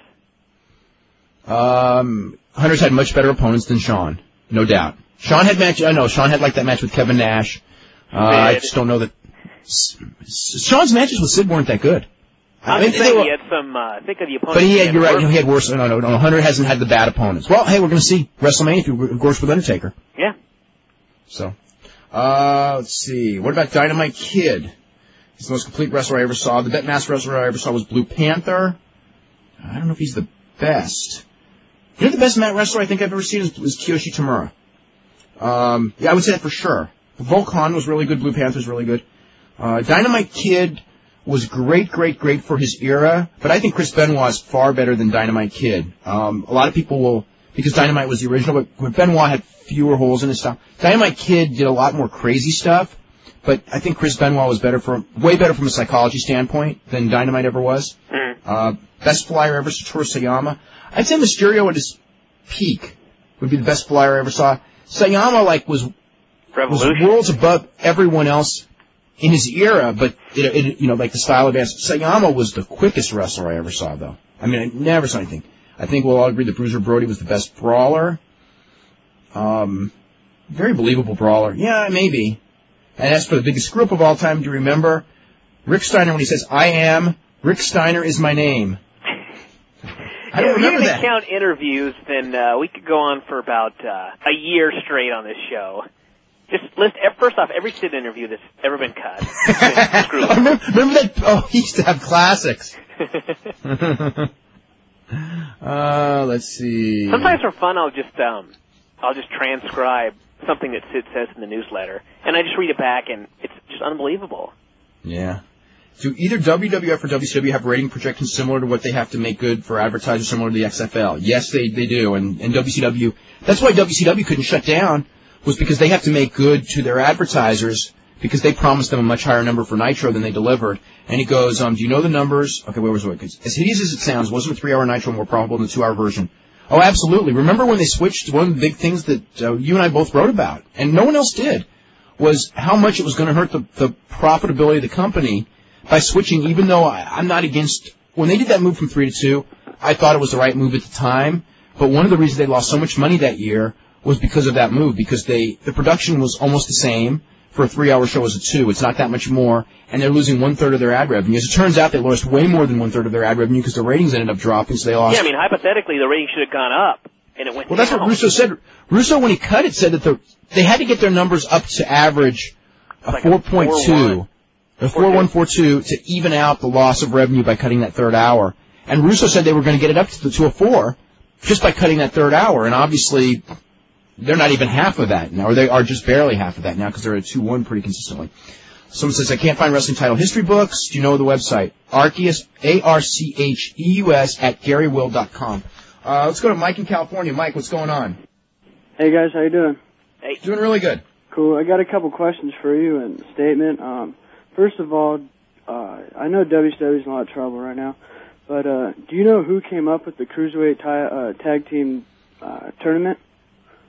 The idea? Yeah. Was that Bob Ryder? Someone told me it was Bob Ryder. Okay, here's the deal. The truth. I could be dead wrong on that one though. I'm not sure. I gave them that idea on WCW Live 10 days before they used that idea, and Jeremy Borash told me on WCW Live the day after they used it. I called and I said, "Thanks for using my idea. I appreciate it a lot. I'm grateful, that you used my idea." And Jeremy told me, that wasn't your idea.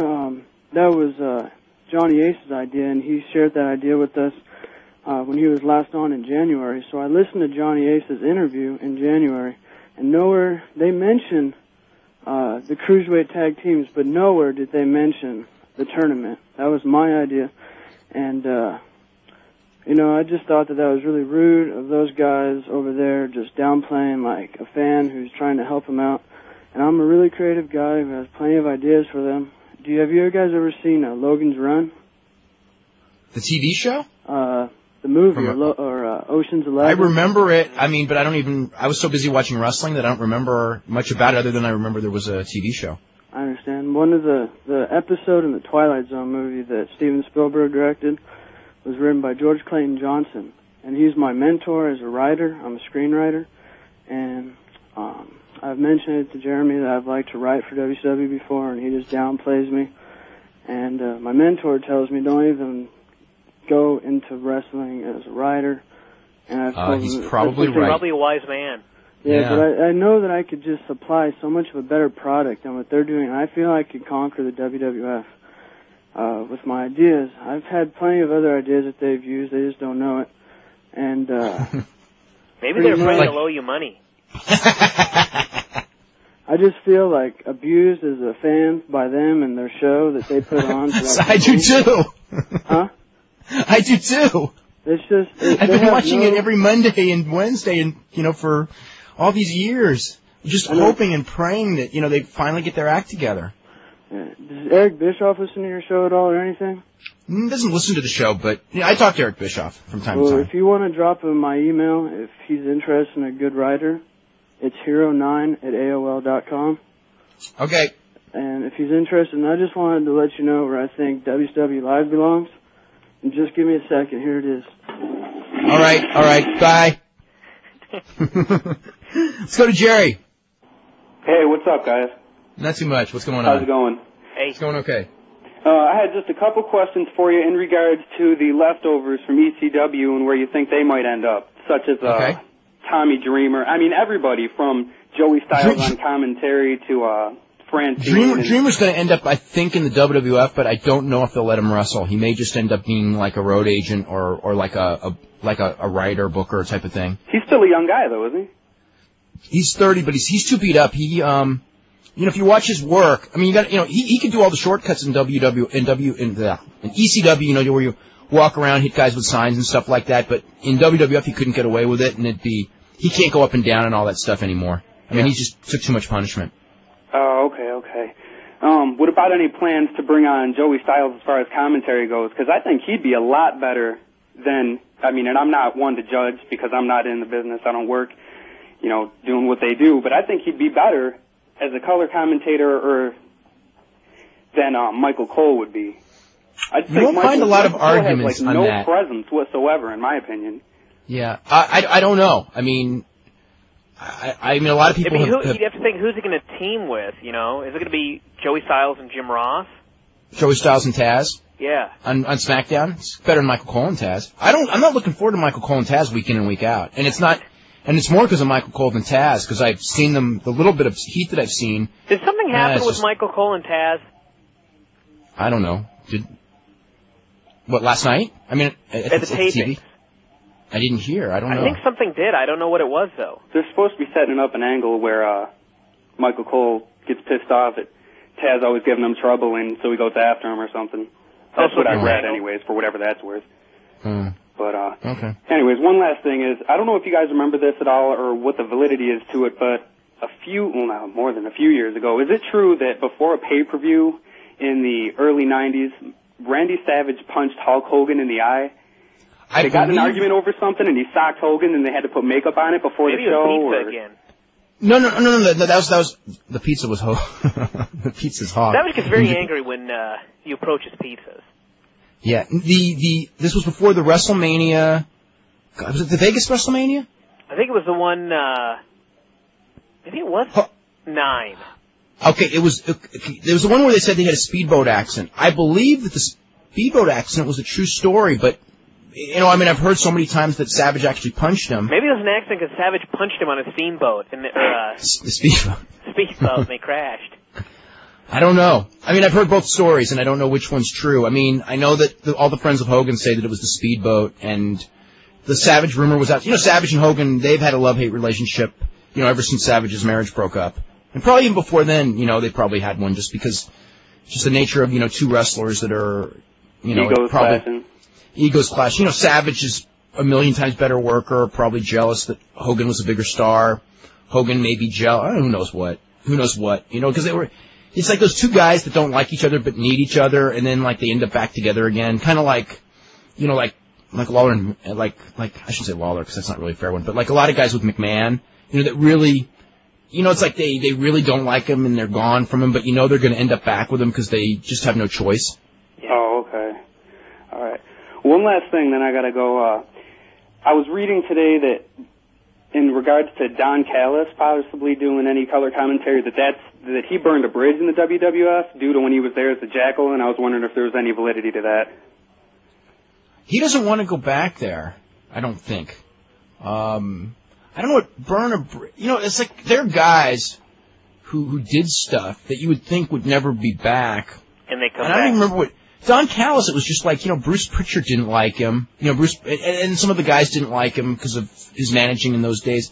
But, I don't remember it being, and they fired him, but I don't remember it being any great thing where it would be like, oh, we'll never have him back or anything like that. It wasn't a big deal at the time other than, the other Truth Commission guys they ended up getting rid of too, so. Right. Wasn't Bo Buchanan in the Truth Commission? Or no? Yeah. Yeah, Bo Buchanan. Bo Buchanan was, yes. Bo Buchanan was, Rambo, Luke Poirier. Recon, wasn't he? He was Recon, yeah. And then who was the other one? The other one, Kurgan was the original other one. Yep. Okay. Yep. Well, I guess if Sid can get back in WCW after stabbing Arn Anderson, anybody can get back anywhere. There you go. Guys, well, thanks a lot. You have a great show. Take care. Okay. How long do you think before somebody attacks Sid in the hospital? They should do something with Sid. Give us sympathy for his return. You know what I mean? Yeah. They really should. I'm whatever. What can I say? This is from Steve Aniel. Goes about the Canyon Cat Hospital angle. Before Canyon pulls the curtain between Miss Jones and the other patient, you can see that the second patient is actually a dummy with a balloon head and a face drawn on it. I didn't notice that. I completely believe it. Oh, God. Let's go to John. John, what's going on? Yo, Dave. Yes. Oh, yeah. What's up, man? Not too much. What's up? Hey, listen, I want to know, is the deal with Fusion and WCW a worker, a shooter, and Eric already got? Because a lot of his guys are getting pushed in the main events. I had an idea what might happen. They might have a couple of guys come out in the ring and say, WCW's done. All the wrestlers come to ringside. Then Eric will come out and say, hold it. No. Is that going to happen? And he already bought the company. That may happen, but as far as Eric is pretty much in control of the direction of the booking because they are under the impression that they are going to sell. The sale has not finalized. Is it going to be? No one knows 100%. I think it probably there's going to be a lot of red faces if it's not. I think it probably will be, but I can't say that with any certainty. And nothing's going to happen this week because Brad Siegel's on vacation all week anyway. So it ain't going to happen this week. It may happen. It may happen next week. You know. I mean, are they, why are they keep saying the new ownership? Why do they keep saying that? You know. That's Eric's storyline. Eric's storyline, because Eric's thing is to put as much heat on the heels as possible, and then have the new owners come in and save the day. I mean, that's his basic, thing he's trying to build to. So when the day comes, when the storyline, the storyline new owners angle may take longer than the actual sale, because the actual sale could be done in a couple of weeks. The storyline new owners angle, I can't imagine that one taking place, for a while. Well, is it going to be settled? Is it going to be finalized? I mean, does Eric want this company? Eric wants the company. I can't say 100% it's going to be finalized or not, because no one knows until the deal's signed. There's no deal. I heard they have lots of lawsuits, and that's why Fusion's speculating whether to do it or not. It's not. The lawsuits have nothing to do with the deal, because the lawsuits are all against Time Warner. So that's not even an issue. But there are issues. I mean, there's an issue. There's an issue that this company's losing a lot of money, and do they want to sink money in? Do they think they can turn it around? I mean, there are issues out there. And I think Eric can do this. I think he can do this. He did it once, 96 weeks. He beat the WWF. It was 83. It was a lot different. And it was a different landscape, and it was a totally different business, and it was a different WWF. Well, let me ask you this. It was a really different WWF. It was WWF asleep at the wheel at that time. You got to remember.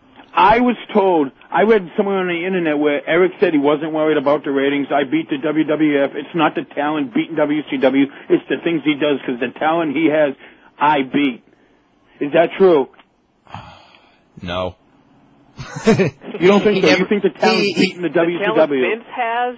The talent Vince has kills the talent that WCW has right now. It's not even in the same league. The talent Vince has, Eric had. Yeah, but he beat the WWF with the same talent that Vince has now. So shouldn't that mean that Vince now will beat him? No, actually it wouldn't mean that. But he beat. I mean, if you look at the guys that are the big money players, which is Rock. Rock was never a big money. I mean, Rock was there as a rookie. This Rock wasn't there then. Austin was just getting to where he was, but the Austin peak started in '98 with the Tyson angle, and that was when the thing turned around. And Helmsley, Helmsley was on the roster then, but it wasn't this Helmsley, because 40 pounds lighter, not half as good. And why are they burying Taz? Because he's too small for Vince's taste. You think so? No, I don't think so. I mean, but I mean, they don't push short guys. Crash Holly, they pushed. They didn't push Crash Holly. Crash Holly was a comedy figure in the hardcore division that got over while they were amusing themselves, and now they're not pushing him at all. Oh, all right, Dave. Okay. Thanks for your time. Okay. Let's see. What do we have here? From Ryan Regan. Let's see. How did Rick Rude die? It was a overdose of several drugs. How come Demolition's never considered one of the greatest tag teams in the WWF when they held the tag team titles for over a year? Just because they weren't. I mean, that's the reason. Who were the rumored guys in '96 to be Hall and Nash's partner at Bash on the Beach before Hogan was put in? It was always Hogan. I just want everyone to know that. I mean, I knew weeks ahead of time that it was Hogan. I mean, like a lot of people thought it was like some decision made at the end. I mean, weeks ahead of time, I'd been told. So that's what it was. Let's see. We were at Raw Monday. Not only was Vince's act deplorable but embarrassing, many children and teenagers were there and were not happy with the. I would think the kids and teenagers were real happy. Plus they were girls. And how Vince tried to humiliate her. They wanted to see puppies. They did when Deborah was on the screen. The event staff were specifically removed all and every sign they could find with Jerry Lawler and Stacy. Of course that. I'm not a prude. My family's watched WWF since the 80s. We've attended all the events at the MCI Center since '99. After last night, my 23-year-old son, who's a diehard fan and loves WWF, is not interested in Vince's garbage. He left before the main event, claiming he didn't feel well and wanted to beat the traffic. Left before the main event. Well, that main event, too. That's a hell of a main event, too. Yeah. Let's see. Any thoughts on Shawn Michaels' comeback? Okay, let me just answer this and then we'll get out of here. Again, with Shawn Michaels, I don't think that anyone can make any decisions until we see him in the ring and know what he can and can't do. And also not just see him in the ring, but see how he feels after that first match. I mean, if he's 100%, which he'll never be, he's not going to be 100%. I mean, if he's 100%, and he was the old Shawn Michaels, of course, he'd be phenomenal. He's not going to be that. If he's going to be 50%, he might be okay. If he's 30%, he may not be okay. You don't know.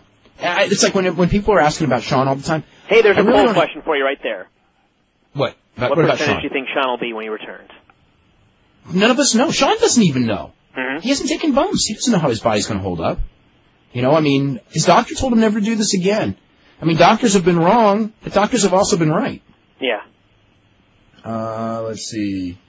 I think the best angle for Rock and Austin involves Shawn. Get rid of Deborah and bring in Shawn. Okay. Anyway, we are totally out of time right now. And I want to thank Brian and Al.